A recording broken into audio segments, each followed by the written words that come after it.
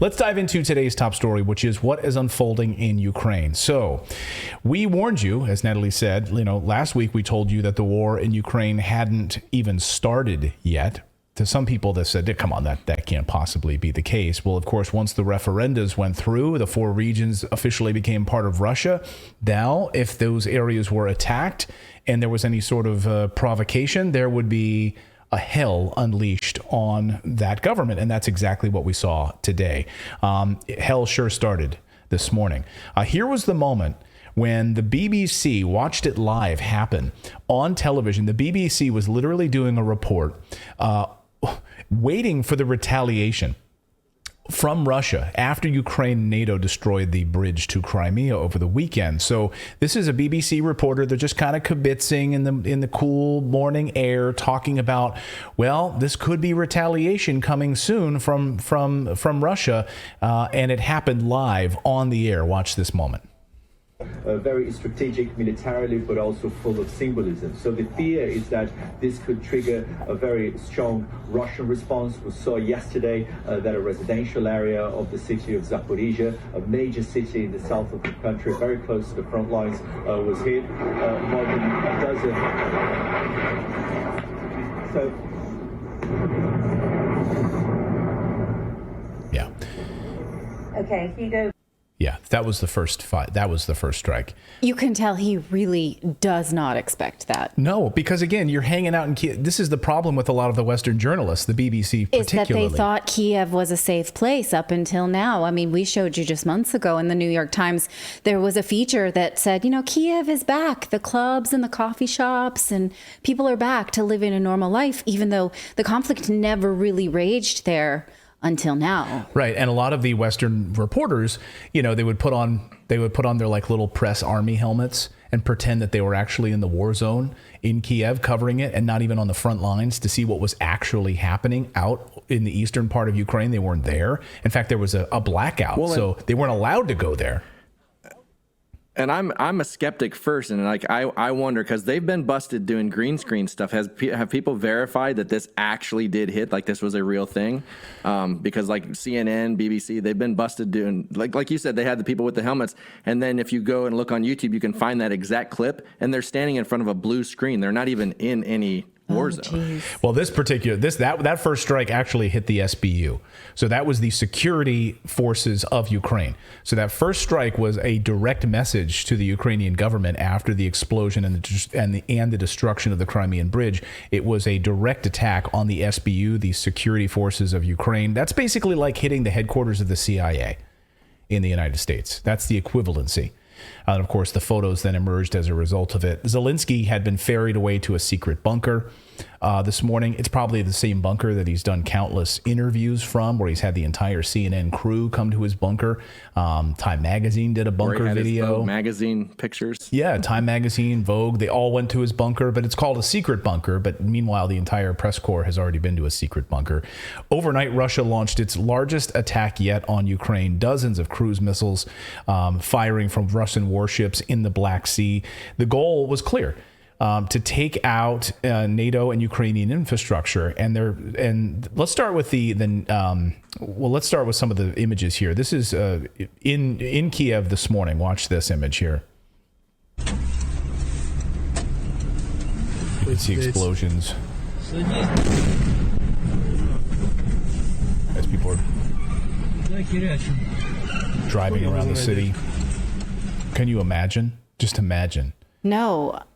Even watching this doesn't seem real. Well, listen to the screams here. This video is unbelievable. Across the street from this station, you can hear the screams in the background as this building is struck. Watch this.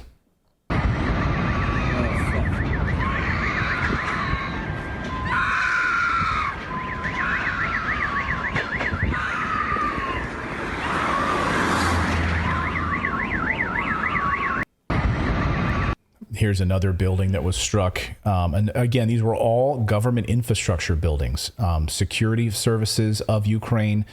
Take a look at this one. This is in the central part of Kiev. This one was this building destroyed. Oh, my God. Other power these plants. Were with missiles? Oh yeah, these were with cruise missiles fired. A large portion of them. This was confirmed through from the Moldovan government because they were flying across and above over Moldovan airspace. Central Kiev. These are a bunch of people waiting for trains that aren't coming. So people lined up for subway and different train stations because they struck the power supply and the power structure. Take a look at this. This is people waiting for trains that aren't coming, sitting and waiting. And this is how war strikes just average citizens, right? Just waiting for their trains. This was an unbelievable moment. This is the thermal power plant. Again, striking different. So up to this point, it's important to note that Russia did not strike infrastructure. We've reported that here on the show repeatedly. That's one of the things that Russia held back from doing.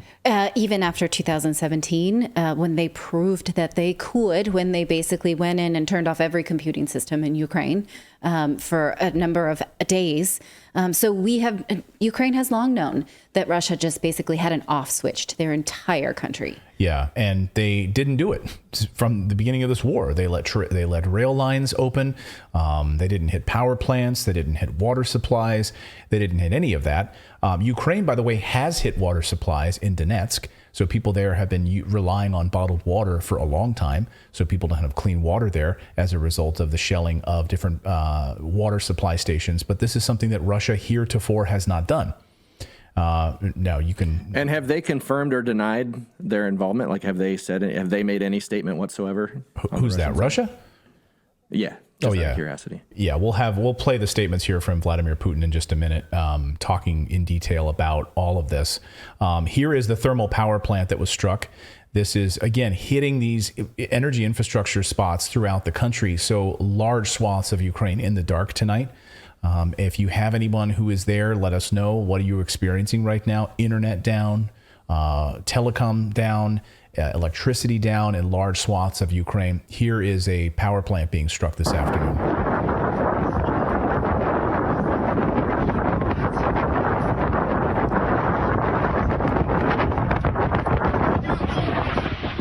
Oh my God. And here's another look. So that was the thermal power plant. And here is another view of that exact same power plant being struck. Take a look at this. And this is what caused the major grid to collapse. Here you can see the incoming cruise missiles. Now, it's interesting. People think, well, these things move so fast you wouldn't be able to see them on camera. In fact, yes, you can see them on camera. That's just a part of the thermal power plant destruction, which caused a major part of the grid to collapse today and hitting substations. There were pinpoint attacks on these power stations and infrastructure. With major power outages throughout the city. So Russia attacked buildings, and also, interestingly, they knew exactly where NATO soldiers were held up. They knew exactly where Western governments were storing their soldiers, preparing for a massive invasion or a massive counteroffensive into Russian territory, into Russian mainland. Russia attacked buildings where huge numbers of NATO forces were housed in Zaporozhye, including 5,000 Polish army soldiers. According to reports, they were planning a major offensive to enter Russian territory. And this is one of the buildings housing NATO troops in Zaporozhye. We have this building, this NATO building here. This is what's left of it. These are all the attacks. Sorry there. Yeah, these are all of the attacks across the country. Patrick Lancaster putting together a nice map of where all of these attacks took place. This is widespread. From within the last weekend, is that what you're saying? No, from today. From just today alone. This is just today. These cruise missile attacks today. And so that building that I was just showing you, that's a NATO building. That's where a lot of NATO soldiers were held up, preparing for that advancement. And by the way, foreign soldiers aren't even hiding it anymore, that they're part of this fight against Russia. Here's a group of Western soldiers that posted this on their Instagram today, standing on a Russian flag. These are United States, UK, and French soldiers. Again, a bunch of these different soldiers from the United States, the UK, France, all standing there together. We're here. We're standing on top of a Russian flag, and our goal, as they posted on their Instagram, is to kill Russians. That was their plan. We had a super chat from Fragile on YouTube that said, "This is deja vu of Belgrade, 1999." 78 days of attacks. Yeah, that's what it looks like. And actually, that's a great point, because remember, the Chinese embassy was struck in Belgrade in Serbia. And people saying, how in the world did you strike the Chinese embassy in Belgrade? And of course, NATO forces struck that very on purpose, of course. Strategically, yes. And Germany's embassy today, Germany's consulate in Kiev, was also hit today. Signal from Russia. It's not a coincidence. They know exactly what buildings they're hitting. So this afternoon, Vladimir Putin spoke and said that if Ukraine and NATO forces carry out these terror attacks again, we will attack again. Watch. You'll see that he has a birthday haircut. Попыток проведения на нашей территории терактов, ответы со стороны России будут жесткими и по своим масштабам будут соответствовать уровню угроз, создаваемых Российской Федерацией. Ни у кого не должно быть никаких в этом сомнений. Прошу министра обороны доложить о результатах. He turned 70 on Friday. That's why I mentioned that. He, this is exactly what he said would happen as soon as the referendum votes were in. And he said, we will now be defending these regions. And if you strike inside of here, we will be striking outside of where these regions are attacked. This is exactly what we were told to expect. So now he said these words. It is incumbent on the rest of us to decide whether or not he's bluffing. And he's shown today that he wasn't. Right. And Putin went on to say that. Well, and what really, Go ahead. well, I was just going to say, what really pisses me off about this is the fact that they have been wanting peace talks from the beginning, and we've had an opportunity to have them, and they've started so many times, and this is the result of ignoring those. This is what happens when you keep poking the bear and you don't come to the table with some kind of agreement. Yeah, I watched an interview or a video today from a U.S. Marine, former U.S. Marine, who said, "Look," he said, "I've served 2 tours in Iraq and Afghanistan." He's like, "I'm telling you," he's like, we were brought into this phony war in Iraq with weapons of mass destruction. They lied to us. They lied to us. They lied to us. Here's a U.S. Marine, and he said, the only way that this ends is either with peace or with the total destruction of Ukraine. He said, we cannot fall for this. And this is exactly what Noam Chomsky said, right? Yeah. This is how it ends. Either Ukraine, someone asked me today, Clayton, how do you think this ends? And I said, sadly, I agree with Noam Chomsky that this ends either with the total destruction of Ukraine because NATO using it as a proxy landscape. But it's so hard then in your head to know how many destructions, how many lives are going to come in front of this. Because there won't be peace talks in the near future, right? Because those of us who are Westerners, all we want to hear is our leaders to say, that's too much. That's too much death in one day. We're going to talk about it now. We're not going to go and kill other people as a result and get more people killed as a result. That's too much. Now is the time to stop this. So Putin went on to say that this attack, by this attack against the bridge, that the Ukrainians are basically on par with the worst terror groups in the world. Listen. Таким образом, киевский режим своими действиями фактически поставил себя на одну доску с международными террористическими формированиями, с самыми одиозными группировками. Оставлять без ответа преступления подобного рода уже просто невозможно. Сегодня утром по предложению Министерства обороны и по плану Генерального штаба России нанесен массированный удар высокоточным оружием большой дальности воздушного, морского и наземного базирования по объектам энергетики, военного управления и связи Украины. So, Deborn here in our chat says, as a super chat, why do the powers that be try to paint Putin as mentally ill? He seems quite sane to me. And of course, that's what they've been saying over the past weekend, that Vlad is mad. He's hiding in a bunker. Yeah. That all of his friends have left him. Of course, it's all propaganda. I have a video coming out after tonight's show where I detail in great detail the relationship between China and Russia. I encourage you all to check out that video. But one of the things I talk about is that it's just all propaganda. There's literally the exact opposite is occurring. Sure, it's a helpful narrative, right? No one likes him. No one likes what he's doing. If you continue to support his resistance, then you're on the right side of history.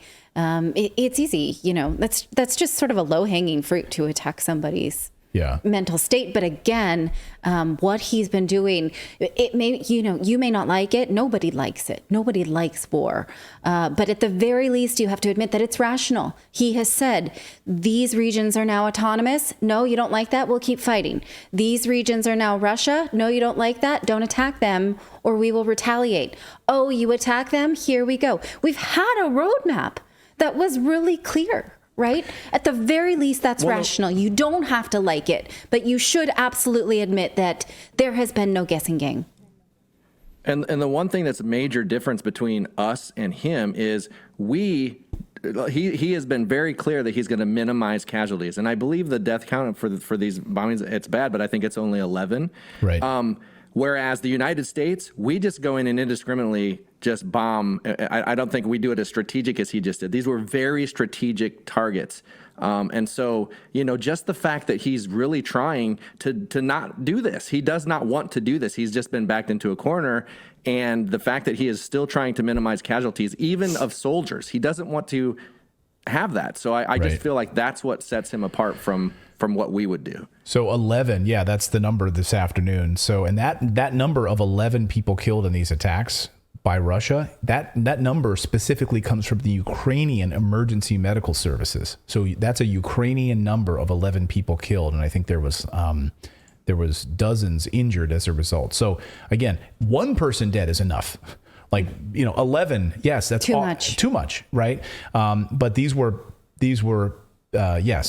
targeted attacks against government infrastructure. And yes, sadly, people died. And we don't know who these people were. We do know, I know one of the people dead is the head of Ukraine's cyber security division, the person who basically launches cyber warfare. So the head of that for Ukraine. Or prevents cyber victimization, which, that also could be terrifying. So that is the only confirmed death that I know of, who we know the person's name specifically. We'll talk about the other civilians that were also killed in the bridge attack in just a moment. But here is the third soundbite I wanted to play from Putin saying that the bridge attack wasn't the only terrorist attack. And I didn't know this. I didn't know that there were other ones specifically happening within the past few days. He says Ukrainian special services have also carried out 3 terror attacks against the Kursk nuclear plant inside of Russia. Watch.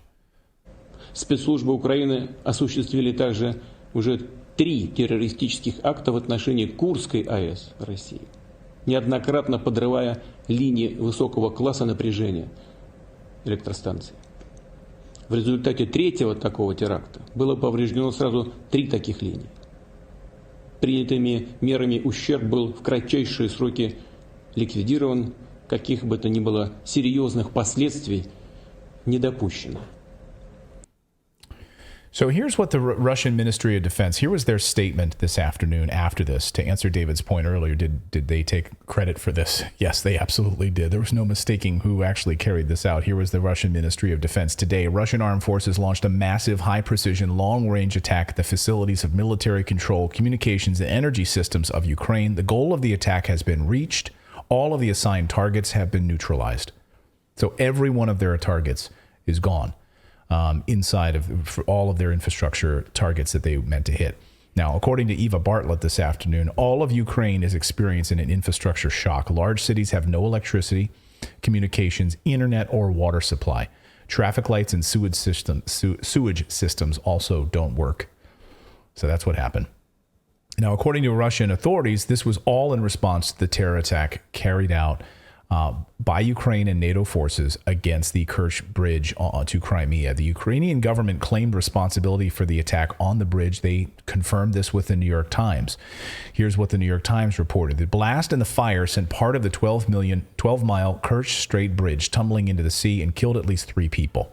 Innocent people, by the way. These were civilians. Yes, this was not a targeted attack in the same way. A senior Ukrainian official corroborated Russian reports that Ukraine was behind the attack. The official, speaking on the condition of anonymity because of a government ban on discussing the blast, added that Ukraine's intelligence services had orchestrated the explosion using a bomb loaded onto a truck being driven across the bridge. Here is that moment. Now, I want to play this video for you, and so you understand. From what we understand, the man driving this truck And you can go ahead and hit play. The man We just warn you that it's upsetting like the rest. Yeah. They're on the right side of your screen. The man driving this truck, from what we understand, might have been innocent, not realizing that his truck carrying fertilizer was loaded with explosives unbeknownst to him, and was sent on this suicide mission, basically. And as it goes towards this incline is when the explosion happens. And there were also two individuals who were tour guides who were on the bridge at the same time who were also killed in this attack. So there is that explosion there. I'm sure many of you have seen this throughout the weekend. That bridge, a large portion of it is back up and running now. But it's just awful to think about the civilians who were. Those are still reported about the driver. And yeah, I wonder, I mean, who's taking tours in Crimea at this time, you know? Yeah, I don't know at that hour.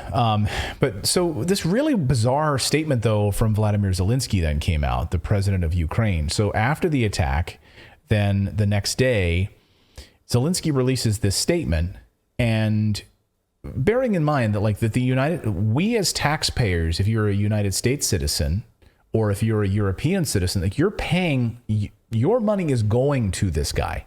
Your money is going to this corrupt government. So here he is releasing this statement, basically making fun of this attack on the Crimean bridge. I'll play this. He talks about cloudy territories watching. Сьогодні на території нашої держави був непоганий і більшою мірою сонячний день.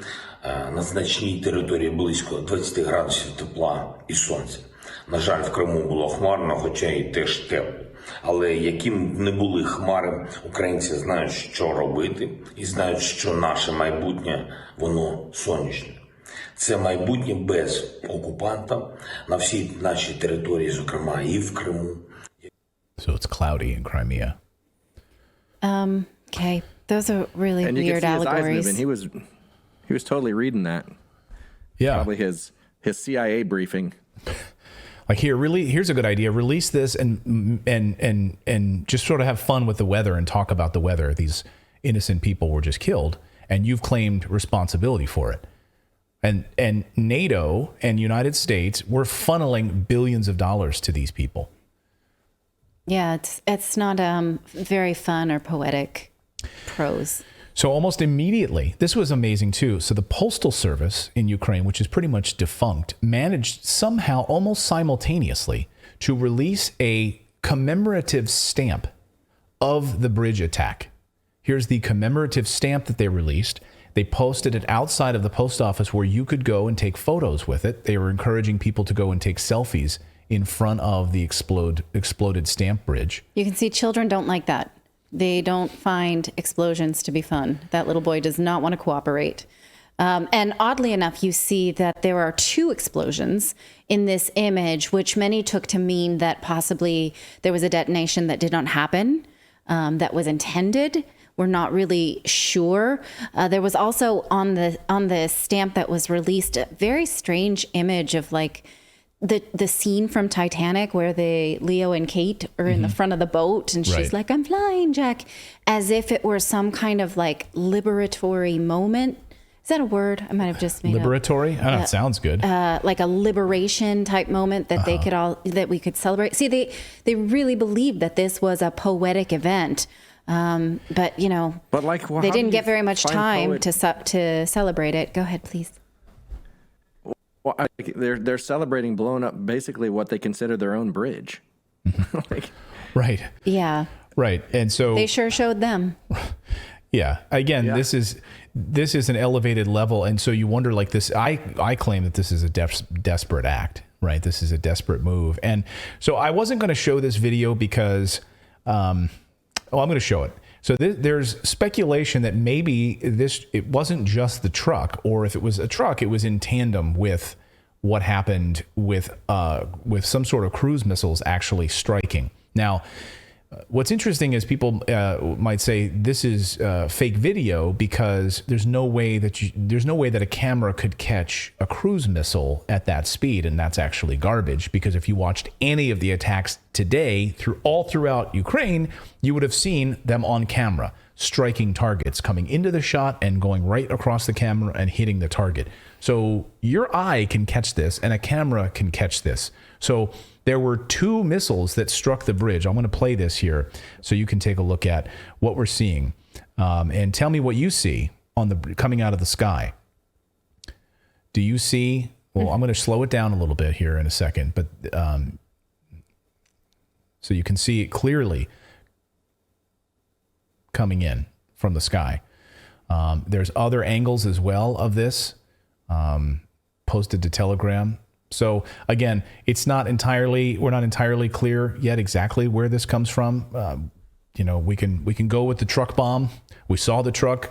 We saw the truck then explode, and I guess we'll wait for a full investigation to find out what was left of it, or was it struck by some sort of missile? Right. So we want to be clear that we are putting together the pieces, as this is still a developing story. So we're just showing you what we can find at this hour. So, all right. So anyway, meanwhile, Ukraine has a new budget. So overnight, they Parliament voted quietly for their 2023 budget. Over half of Kiev's 2023 budget is to be financed from foreign donors. The vote took place in Parliament, and $30 billion in debt. That $30 billion will be funded by the United States and other NATO countries. So that's good if you feel good about where your tax dollars are going. They also, this afternoon, the United States announced another emergency package of money to Ukraine to give U.S. aid to Ukraine, $4.5 billion. The United States is doing, which is an additional $8.5 billion just to Kyiv. That according to Reuters this afternoon. And there was some leaked documents today that we're going to go more deeply into it this week. What the German government's Ukraine war propaganda campaign leaks. So these documents were leaked this afternoon, and according to UK Column, these show a concerted campaign by the German government to basically create a new level media platform working in tandem with like Der Spiegel and other state involvements of media to push propaganda about the Ukraine war, even using school children as young as 6 years old to be targeted in this new fake campaign about Ukraine's about the propaganda campaign. So we're going to have more on this tomorrow in the newsletter, that particular angle of the story. But this is just breaking this afternoon, and what the German government is doing to try to push this war on its citizens. Which obviously, we've been covering protests in and around Europe. We're going to talk about that in the next block. We see how it's having its repercussions on everyday citizens, and how targeted it was, and how much support it needs in order to continue to succeed. And by many accounts, it's not succeeding. No, and then you remember last week, of course, Zelensky was calling for preemptive nuclear strikes. Yes. Now today he says that, yesterday he says, no, it was taken out of context. What I was saying was kicks, like we need to kick them. He says it was lost in translation. Now, we confirmed with Ukrainian viewers here on our show who said, no, the translation was accurate, because the translation, there was no mistaking what he was saying. Maybe it's an idiom. We can see somebody's homework and see if this, does that mean something other than what it's supposed to mean? That's such a common idiom around my house, is like, I'm telling you, if you do that, I will nuke your country preemptively. Right. It's just so common. We all talk that way. I mean, if you don't do your homework, I'm going to blow up your room. It's like Cockney. It's like he's saying something that rhymes. It's like that doesn't really mean that. It means something completely different. It's like a limerick. It's like a limerick. It's like a Ukrainian limerick. So last week, that was what Zelensky said, and then Joe Biden came out and said that we are on the precipice of nuclear Armageddon. And we need to pay attention to this. And so John Kirby, good old John Kirby, White House lackey, was on this week with Martha Raddatz and was asked that very question. Did he mean what he said, or was he just being old, demented Joe? Listen. Now is White House National Security Council spokesman John Kirby. Good morning, John. Let's start with President Biden's comments saying we are facing the potential of a nuclear Armageddon. I know the White House has said these are consistent with comments he has used in the past, but he's never said anything quite as stark as this. So is the president right? Are we facing a potential nuclear Armageddon? the president was reflecting the very high stakes that are in play right now, Martha, when you have a modern nuclear power and the leader of that modern nuclear power willing to use irresponsible rhetoric the way that Mr. Putin has several times in just the last week or two, as well as the high tensions in Ukraine over just the course of the last few days. So the president, I think, was accurately reflecting the fact that the stakes are very high right now. Okay, I have a follow-up question. Kirby's an idiot. That was, you say, irresponsible rhetoric. He said he was going to do this, and then he went and did this. So what do we say now of this rhetoric? Or can we just call it linear speak, and we speak back linearly and say, okay, but we're going to keep funneling money into there, and then more people will get hit in this kind of way. So it's amazing to think that, Democrats, who were usually the party of peace, right? That was the platform. We're the peace party, right? Like we're hippies, right? Like that's the idea. Make peace, make love, right? Not war. Whatever happened to Democrats, I don't know. What happened to liberals? What happened to these governments who are now fully in the camp of wanting war? So it's amazing to watch President Trump get up there and basically totally flip the script on these guys and he's one of the few people calling for peace, demanding peace and an immediate negotiation to end this thing, or we will all be wiped off the map. Listen to his speech. In Ukraine, with potentially hundreds of thousands of people dying, we must demand the immediate negotiation of a peaceful end to the war in Ukraine, or we will end up in World War III and there will be nothing left of our planet, all because stupid people didn't have a clue. They didn't have a clue. They really don't understand. I rebuilt our military. I rebuilt our nuclear power. They don't understand what they're dealing with, the power of nuclear. They have no idea what they're doing. I withdrew from the disastrous Iran nuclear deal. And he goes on from there. He said they don't know what they're doing. And he's talking about people like, Adam Kinzinger calling for the use of nuclear weapons. People like Lindsey Graham calling for an assassination this weekend of Putin. I saw a meme today on Twitter where someone, posted someone who looked sort of liberal garb saying, oh my God, Trump's going to lead us into World War III in 2020. And then 2022, it's like, we must start World War III. That's right. How the script is flipped from the left. So Caitlin Johnstone tweeted this today. She says, it's really too bad that anyone who thinks it might be a good idea to stop exponentially escalating this proxy war is an evil Nazi Putin propagandist, because this is getting very, very dangerous. Yes, it's getting what will be the NATO response now? Right? That's ultimately the question here. Now that all of these major infrastructure hubs have been hit, what will NATO do? Will they mount another response in Crimea? And then will Putin do exactly what he just said he's going to do, which is retaliate again, even more severely? We're heading for... Wait a minute. But Ukraine's not part of NATO, so why does it matter to them? It's amazing to see. I was going through weapons videos today, and the amount of Western and NATO weapons that have just been found in stores and caches all over Ukraine. I mean, the idea, and the soldiers that are coming forward from the United States and UK and France and all over the place, all throughout. That's why I don't call this, when I say that Ukraine attacked the Crimean Bridge, I say Ukraine and NATO. Absolutely, at the direction of NATO, attacked these infrastructure targets. That's exactly what they did. Mm-hmm. It's not just done by Ukraine. It's absolutely coordinated and carried out by NATO. Make no mistake about it. So all of that being said, as it relates to this story in Ukraine, I thought a little palate cleanser here at the end of this Ukraine blog to talk about. So there's some, thanks to Bad Wolf for posting this, because there's some Russian propaganda. This is funny Russian propaganda that's now circulating. This is from Russia, basically making fun of the United States and what it's like to now live in the United States. This is actually funny. Watch this. Как я давно хотел это сделать. В Америку летите? Да, переезжаем. Америка самая свободная страна.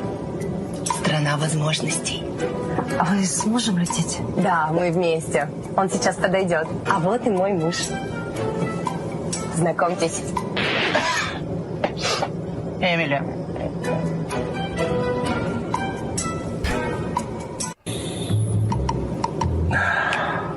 Простите, мистер. Пассажиры позади вас вегетарианцы. Им неприятно, что при них употребляют мясо. Мы же их не заставляем это. Простите, но в США принято придерживаться принципов демократии. Позвольте, я это заберу.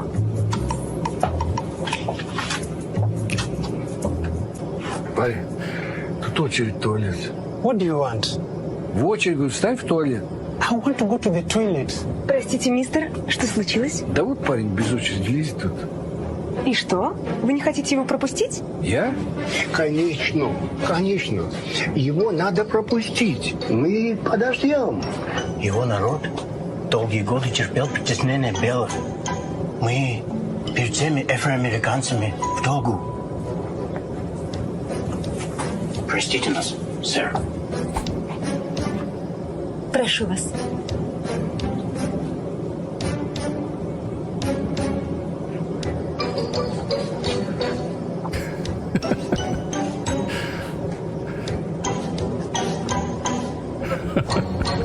He complies.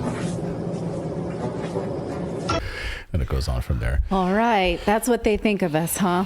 Mm-hmm. Okay. Well, and Russia's already released videos. I mean, are they wrong? I saw someone in the chat saying, "Where's the lie? Where's the lie here?" I'm like, yeah, this is the United States in 2022. Oh boy. Okay.